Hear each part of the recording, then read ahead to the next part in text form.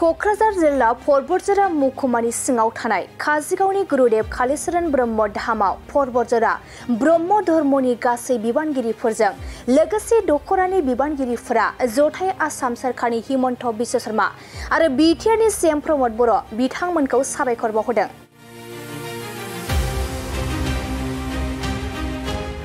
नंगौ बावैसो आगोल रूपसी बिरखं गाथोननि मुंखौ सोलायनानै गुरुदेव कालीचरण ब्रह्म बिरखं गाथोन मुं होनो थाखाय आसाम केबिनेटआव पास खालामनो फोसावनायनि थाखाय आसामनि गाहाय मन्त्रि डक्टर हिमन्त बिश्व शर्माखौ दिनै परबतजरा ब्रह्म धोरोम आफादनिफ्राय साबायखर बावहोदों। थारैनो ब्रह्म धोरोमनि गुरुदेव कालीचरणनि जोनोमगिरि ओनसोलाव थानाय नायल' जाल' गंसेल' रूपसी एयारपर्टखौ मुं सोलायनानै गोदानै बर' समाज फोसाबगिरि आरो धोरोमगुरु गुरुदेव कालीचरण ब्रह्मनि मुंजों गुरुदेव कालीचरण ब्रह्मनि बिरखं गाथोन मुं दोननो थांनाया जोंनि गासै बर' माहारिनि गेजेराव मोनसे गोजोनथाव आरो गोग्गाथाव खौरां लाना फैदों। बेनि थाखायनो दिनै क'क्राझार जिल्ला परबतजरा महकुमानि सिङाव थानाय काजिगावनि ब्रह्म धोरोम आफादाबो आसाम सरकारनि हिमन्त बिश्व शर्मा आरो बिटिआरनि सीएम प्रमद बर'खौ खौरांनि गेजेरजों साबायखर बावहोदों। दिनैहाय 11 आगस्ट 2024 जोङो बे ज' जादों जोंनि जे रूपसी बिमान बन्दर बे रूपसी बिमान बन्दरखौ रूपसी एयारड्रमखौ जे गुरुदेव कालीचरणनि नामै नामाकरण खालामनो नागिरदों। जे जोंनि चीफ मिनिस्टार हिमन्त बिश्व शर्माया दाख्लि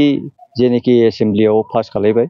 फुट आप खालामबाय बेनि थाखायनो जोङो स्टेट गभर्नमेन्ट आरो हिमन्त बिश्व शर्मा जोंनि मानगोनां आसामनि चीफ मिनिस्टार बेखौ जों रोजा रोजा साबायखर बावो। आरो बेनिफ्राय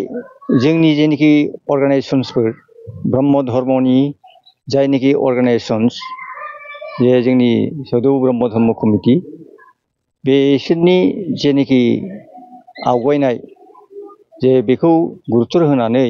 चीफ मिनिस्टारनाव प्लेस खालामनाय आरो जोंनि उरखाव गोरा ब्रह्म मिनिस्टार अफ स्टेट बे आरो जोंनि बिटिसिनि चिफ प्रमद बर' बिथांमोनहा जे इनिशिएटिभ लानानै गुरुत्व होनानै जोंनि गुरुदेव कालीचरण ब्रह्मनि नामै रूपसी एयारड्रमखौ गुरुदेव कालीचरण ब्रह्मनि नामै नामाकरण खालामबाय। जोङो परबतजरा डिस्ट्रिक्ट ब्रह्म धर्म कमिटिनिफ्राय रोजा रोजा साबायखर बावदों। आरो बियो ओरैनो जायाखै, जों आगोलावबो रूपसीयाव जखननाखि जोंनि चिफ मिनिस्टार सर्बानन्द सन'वाला फैदोंमोन बेहाय जखन माबा खालामदोंमोन ओमफ्राय इन'ग्रेसन थारमाने फाउन्डेसन जखन खालामदोंमोन होनबाबो जोङो आगोलनि जेनेखि चिफ हाग्रामा महिलारि चन्दन ब्रह्म मिनिस्टारमोन बिथांमोनहाबो फैदोंमोन। बेहायनो जों मेम'रेन्डाम होखादों जे परबतजरा डिस्ट्रिक्टनिफ्रायबो आरो ट्रास्टनिफ्रायबो जे रूपसीखौ गुरुदेव कालीचरण ब्रह्मनि नामाव नामाकरण खालामनांगौ होननानै जों होदों। आरो बेहाय सेन्ट्रेलनि एभिएसन मिनिस्टारा बेनो दैथायहरगोन होननानै चिफ मिनिस्टारा जोंनो खोथा होदोंमोन। ओमफ्राय बे हिसाबैनो दिनैहाय बे एयारड्रमा गुरुदेव कालीचरण ब्रह्मनि नामै मोनसे जे नामाकरण जाबाय बेफोरनि जाहोनावनो जानो हागौ। आरो जोङो आगोलावनो जोंनि परबतजरानिफ्राय जों आगोलाव बारे बारे होनबाय थाखादोंमोन बेखौ गुरुदेव कालीचरण ब्रह्मनि नामै जानांगौ। एबसुआवबो जों रिकुवेस्ट खालामदोंमोन, बर' समाजावबो जों रिकुवेस्ट खालामदोंमोन जे नोंसोरो दस्रा नामखौ होनो नांला, गुरुदेव कालीचरण ब्रह्मनि नामखौनो जों बेहाय होखाबायब्ला जाहाथे जेबो माबा जाया, क्लेसिं जाया, जाहाथे बेहाय जाहाथे माबा जाया, अभारलेपिं जाया। बिनि थाखाय जों आगोलावबो सबनि अर्गानाइजेसनखौनो बर'नि सब अर्गानाइजेसनखौनो जों एसे टाच खालामखादोंमोन जे गुरुदेवनि नामै जाथोंसै होननानै। ओमफ्राय जोंनि ब्रह्म धर्मनि जेनाखि आफादफोर जे जों जेखौ होनो स्वरुप सिटि होननानै बुंदों बिसोर एसे फाराग जानानै थादोंब्लाबो बिसोरबो दाख्लै बेखौ वेलकाम खालामबाय, गुरुदेवनि नामै एयारड्रामा जानायखौ वेलकाम खालामबाय। आरो बे जानाया ओरैनो जायाखै, बिसोराबो हिस्ट्रिकेल बेकग्राउन्ड दं। बेहाय गुरुदेबा दखन बेहाय रूपसीयाव महात्मा गान्धी फैदोंमोन होनबा महात्मा गान्धीनि आगोलनो बेखौ मेस गान्धी होननानै बुंदोंमोन, डिक्लेयार होदोंमोन। आरो बेहाय गुरुदेबा जोंनि बर' जाथिनि गानाय दानाय लुनाय कालसारफोरखौ बेहायनो महात्मा गान्धीनो दैथायदोंमोन, बर'नि कालसारफोरखौ दैथायदोंमोन। आरो असमिया जेनेखि असमिया भाषाखौ जे जोंनि गवालपारा डिस्ट्रिक्ट, पुराना गवालपारा डिस्ट्रिक्ट बा असमाव असमिया भाषाया जे असमिया लेंगुवेजआ जे मिडियाम हिसाबै बे सोलिनांगौ बांलानि बादै बेखौ गुरुदेव कालिचरण ब्रह्मआनो बेखौ माबादोंमोन डिमान्ड खालायनानै बेखौ होदोंमोन दिनैहाय जोङो दा असमिया मिडियामजों फरायनो मोन्दोंमोन आरो दिनैहाय उनावहाय लागै जों बर' मिडियामजों फरायनो मोनबाय आरो बेहाय गुरुदेव कालिचरण ब्रह्मआ जोंनि जेनोखि असम बे असम सोदोबखौ लाबोनायाव अनेक दिदोम माबा दङ माबा दङ बेहा कन्ट्रिबिउसन दङ खारन आसामा नङाबा जोंनि फुराना गवालपारा डिस्ट्रिक्टआ बियो वेस्ट बेंगलजोंसो मार्च जानो नागिरबायमोन दा बे मार्च जानो नागिरनायखौ बेंगलजों थाङा जों आसामजों थागोन आरो असमिया भाषाखौ लागोन आसामाव जोंनि बे आसामाव माबायानो सोलिनांगौ असमिया भाषानो सोलिनांगौ असमिया लेंगुवेजआ सोलिनांगौ असमिया आखरा सोलिनांगौ होननानै गुरुदेव कालिचरण ब्रह्मआ बेखौ दाबि खालामदोंमोन दा बेखायनो जानो हागौ जे आसाम साहित्य सभानिफ्रायबो गुरुदेव कालिचरण ब्रह्मखौ जिउ खौरांखौ लिरदों दैथायदों जेनोखि असमियाफोर बयनिफ्राय देरसिन अर्गानाइजेसन आसाम साहित्य सभा बे आसाम साहित्य सभायाबो गुरुदेव कालिचरण ब्रह्मखौ माबानानै मा होनो बिदिखौ इमप्रेस होनानै गुरुदेव कालिचरणनि जेनोखि गुरुत्वखौ होनानै जे गुरुदेव कालिचरण ब्रह्मनि जिउ खौरांखौ लिरदों आरो बेवहाय गुरुदेवनि जेनोखि असमियाफोरनि थाखाय जे कन्ट्रिबिउसन जोंनि बर' जाथिनिफ्राय कन्ट्रिबिउसन जे सारा असमनि थाखाय जे कन्ट्रिबिउसन माखासे दङ कालचारेलि लिटारेलि इक'नमिकेलि हिस्ट्रिकेलि गासिबो सब बिथिङावनो जे बिथांहा कन्ट्रिबिउसन दङ बेखौ बे असम साहित्य सभायाबो लिरनानै होदों आरो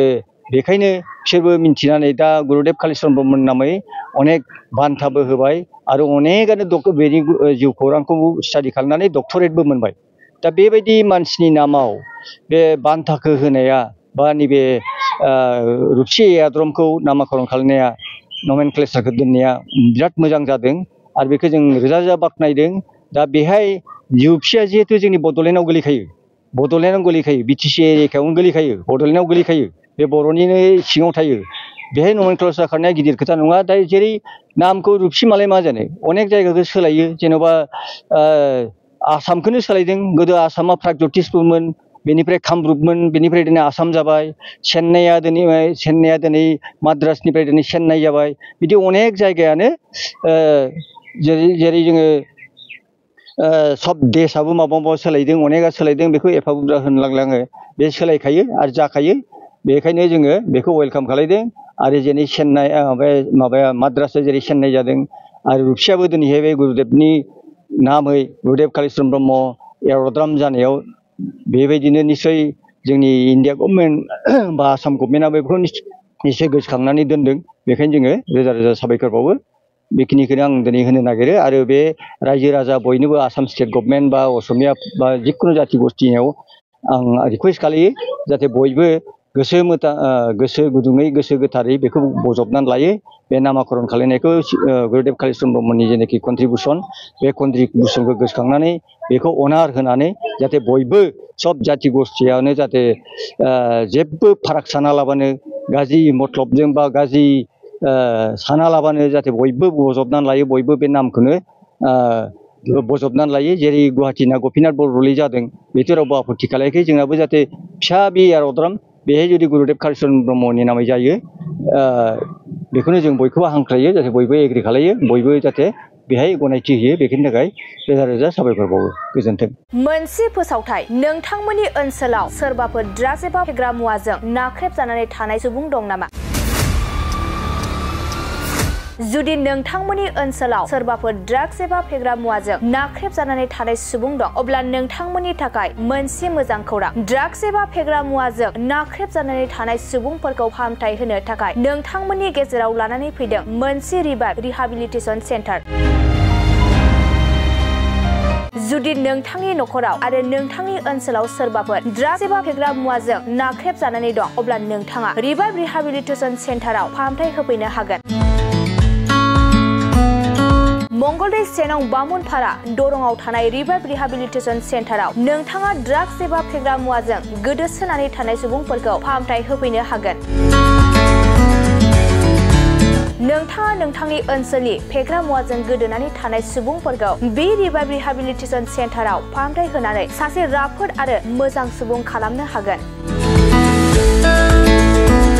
गोबां बाथ्रा मिथिबावनो थाखाय नोंथाङा 9859262926 60030092706 नैबे होनाय जानबुं नम्बराव खौरां लानो हागोन।